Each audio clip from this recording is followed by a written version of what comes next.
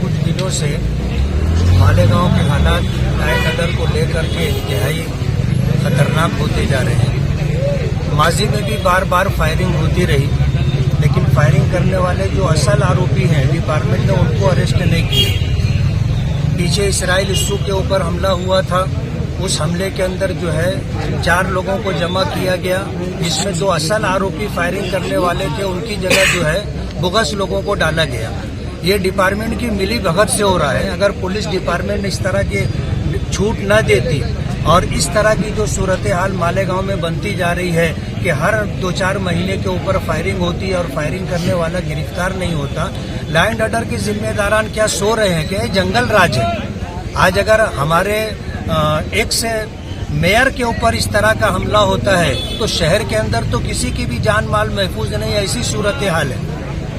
आज इस वक्त अब्दुल मालिक मेयर के ऊपर जो हमला हुआ है, ये तो बहुत करीब से फायरिंग की गई और फायरिंग करने वाले इतने बेखौफ थे कि उन्होंने किसी तरह का कोई चेहरा वगैरह छुपाया नहीं, बल्कि डायरेक्ट आकर के 5-7 फीट के फासले से उन्होंने जो है फायरिंग की और 3 फायरिंग की, एक हाथ में लगी और एक पैर में लगी और एक जो है पसली में गोली लगी है। हालत अच्छी नहीं है। इन हालात के अंदर पुलिस डिपार्टमेंट यहाँ हॉस्पिटल में आकर के गर्दी किए हुए था।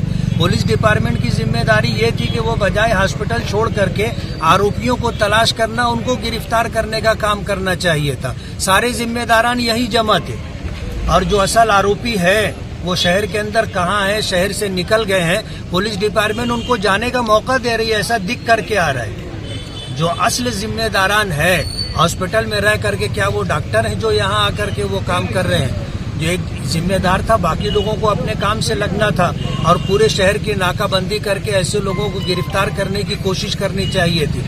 मालेगांव शहर के अंदर इस तरह की जो सूरत हाल हो रही है, हम डिपार्टमेंट से इंतहाई नाराज हैं और उनके लॉ एंड ऑर्डर के ऊपर गिरफ्त कमजोर होने की वजह से हम उसका निषेध करते और मजम्मत करते।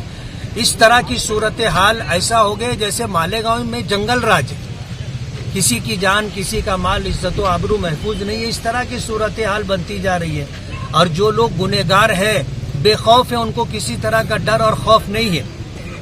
ये सूरत हाल है। आने वाले दिनों के अंदर हम होम मिनिस्ट्री में भी बात करेंगे, असेंबली होगी, उसमें भी इस तरह ये आवाज हम उठाएंगे कि मालेगांव के अंदर पुलिस डिपार्टमेंट की गिरफ्त बहुत कमजोर हो गई है और इस तरह गुनहगारों के हौसले बहुत ज्यादा बढ़ गए, जिसकी वजह से इस तरह की सूरत हाल है।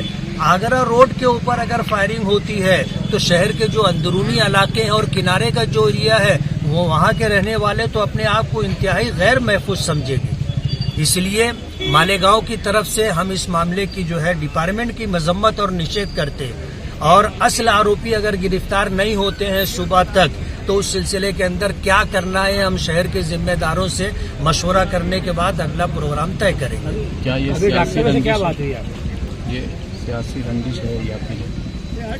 अभी तो सूरत हाल क्या है कि यानी इंक्वायरी के बाद ही समझ में आएगी, लेकिन पिछले चंद दिनों से जिस तरह की आपस में जो है टॉकिंग हो रही थी, एक दूसरे से बातचीत हो रही थी, एक दूसरे के खिलाफ बोला जा रहा था, तो उससे ये साफ जाहिर होता है कि ये पॉलिटिकल और सियासी मसला है और इसी मामले में उसको टारगेट किया गया। कहाँ ले गए? नासिक लेकर के गए हैं। 3 गोली लगी है, एक पसली में लगी है और एक जो है पैर में है, पैर 3 जगह से हड्डी फ्रैक्चर हो गई है और गोली जो है जोड़ के पास आकर के अटकी हुई है। एक गोली अंदर पसली के अंदर जाकर के अटकी हुई है और एक जो है यहाँ हाथ में लगने के बाद वो पास हो गई है। डॉक्टरों से कुछ बातचीत आपकी हुई? डॉक्टरों से तो नहीं बात हुई, लेकिन जो लोग सीटी स्कैन कर रहे थे उन्होंने पूरी सूरत हाल बताई है। मामला गंभीर है। ये अब्दुल मालिक जैसा जानदार आदमी था, तो वो मजबूत आदमी था, तो वो जो है हसास बसास बातचीत कर रहा है। हम तो ये चाहेंगे कि अल्लाह ताला उसको जिंदगी दे, हयाती दे, सेहत और तंदुरुस्ती दे।